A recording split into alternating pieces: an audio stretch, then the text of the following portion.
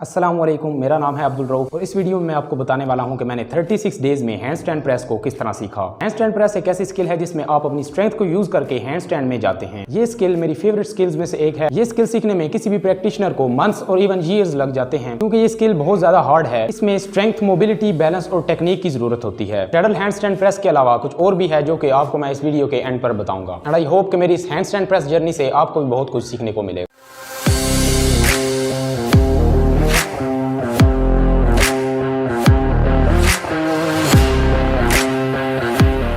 ये स्किल जो मैंने 36 डेज में सीखी है, एक्चुअली ये 36 डेज की प्रैक्टिस नहीं है, बल्कि इससे कुछ मंथ्स पहले मैंने हैंड स्टैंड प्रेस की ट्रेनिंग स्टार्ट की थी। बट उस टाइम कुछ फैक्टर्स की वजह से मेरा लेफ्ट शोल्डर इंजर हो गया था। तो मैंने वहां पर प्रैक्टिस स्टॉप कर दी और इतने मंथ्स के बाद जब मुझे ये लगा कि मेरा शोल्डर कुछ बेहतर है और मैं हैंड स्टैंड प्रेस की ट्रेनिंग स्टार्ट कर सकता हूं, तो मैंने हैंड स्टैंड प्रेस की ट्रेनिंग स्टार्ट कर दी। लेकिन स्ट्रेट आर्म और स्ट्रेट लेग्स के साथ हैंड स्टैंड प्रेस सीखने से पहले मैंने क्रेन टू हैंड स्टैंड सीखना जरूरी समझा, क्योंकि उससे जो स्ट्रेंथ डेवलप होगी उससे हम straight arm straight legs press में बहुत ज्यादा हेल्प ले पाएंगे। लिहाजा 2 फरवरी 2021 को मैंने hand stand press training start की। इस दिन सबसे पहले मैंने अपना hand stand press eccentric test किया कि वो कितना स्लो है। मेरे पहले हैंड स्टैंड प्रेस नेगेटिव की स्पीड आप इस वीडियो में देख सकते हैं। नाउ इससे पहले मैं क्रेन टू हैंड स्टैंड सीख चुका था और मैंने सोचा क्रेन टू हैंड स्टैंड सीखने के बाद स्ट्रेट आर्म प्रेस ज्यादा हार्ड नहीं होगी, लेकिन ऐसा नहीं था। ये दोनों बहुत ही डिफरेंट स्किल्स हैं। एक में आपकी लेग्स बेंड हैं और दूसरी में स्ट्रेट हैं। लिहाजा स्ट्रेडल प्रेस में आपको ज्यादा एडक्टर्स और हैमस्ट्रिंग्स में फ्लेक्सिबिलिटी की रिक्वायरमेंट होती है और अगर आपकी फ्लेक्सिबिलिटी अच्छी नहीं होगी तो आपको ज्यादा लीन होकर अपनी स्ट्रेंथ से कंपनसेट करना पड़ेगा। लिहाजा साथ साथ मैं अपनी पाइक और पैनकेक मोबिलिटी पर भी वर्क कर रहा था। उसके बाद एक दिन रेस्ट करने के बाद मैंने फिर से हैंड स्टैंड प्रेस ट्रेनिंग की। Crane to hand stand press के सिंगल रेप्स किए और इसके साथ मैंने hand stand press eccentrics perform किए। उसके 3 डेज रेस्ट के बाद मैंने 4th day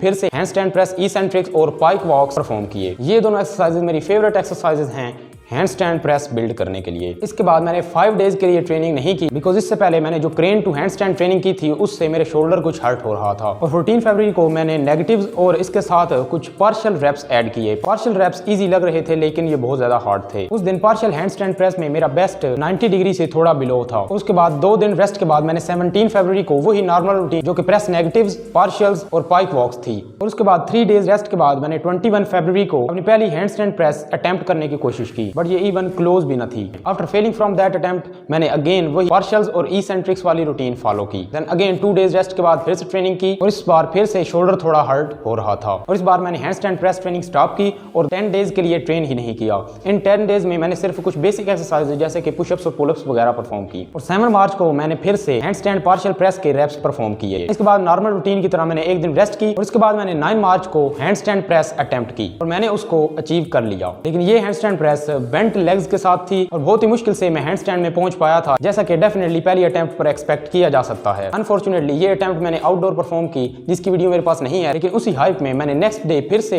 hand stand training की और उस दिन फिर से अटेम्प्ट किया, जिसकी वीडियो आप देख सकते हैं। इस दिन फिर से hand stand press bent legs के साथ थी और प्रेस करने के बाद मैं हैंड स्टैंड होल्ड भी नहीं कर पा रहा था। So without any rest I trained on the next day. इस बार मैंने हैंड स्टैंड प्रेस अचीव की, वो भी हैंड स्टैंड होल्ड के साथ। Now after resting 2 days I tried to do hand stand shoulder press, which is the harder variation of hand stand straddle press, because इसमें आपके शोल्डर्स को बहुत ज्यादा रेंज ऑफ मोशन से मूव करना होता है और इसमें आपकी फ्लेक्सिबिलिटी की रिक्वायरमेंट भी बहुत ज्यादा होती है। और डेफिनेटली मेरे एडक्टर्स और हैमस्ट्रिंग्स की फ्लेक्सिबिलिटी अच्छी है और इसके अलावा मेरे हिप फ्लेक्सर की स्ट्रेंथ भी अच्छी है। मैं इसको अचीव कर पाया। Actually I wasn't expecting this, but I think कि ये इसलिए हुआ क्योंकि हैंड स्टैंड ट्रेनिंग में मेरी स्ट्रेंथ बहुत ज्यादा बेहतर हो चुकी थी और इसके अलावा मेरी फ्लेक्सिबिलिटी तो बेहतर है ही, तो इसको अचीव करना कोई बड़ी बात ना थी। लेकिन इसको अचीव करने के बाद मैं टॉप पर हैंड स्टैंड होल्ड नहीं कर पाया, but I don't think that matters here, because मेरा गोल यहाँ पर स्ट्रेडल हैंड स्टैंड प्रेस था, जो कि मैंने डेफिनेटली बहुत ही जल्द अचीव कर लिया। नाउ आपने नोटिस किया होगा कि मैं हैंड स्टैंड प्रेस ट्रेनिंग पैरालेट्स पर परफॉर्म कर रहा था। इट इज बिकॉज के पास्ट में मेरी रिस्ट इंजर हुई थी और अभी भी इनकी रिकवरी जारी है। लिहाजा हैंड स्टैंड प्रेस की ट्रेनिंग रिस्ट पर करना एक फुलिश एक्ट ही होगा। पैरालेट्स इस्तेमाल करके अपनी स्किल्स पर वर्क कर रहा हूं और साथ में स्लोली अपनी रिस्ट भी स्ट्रेंथन कर रहा हूं।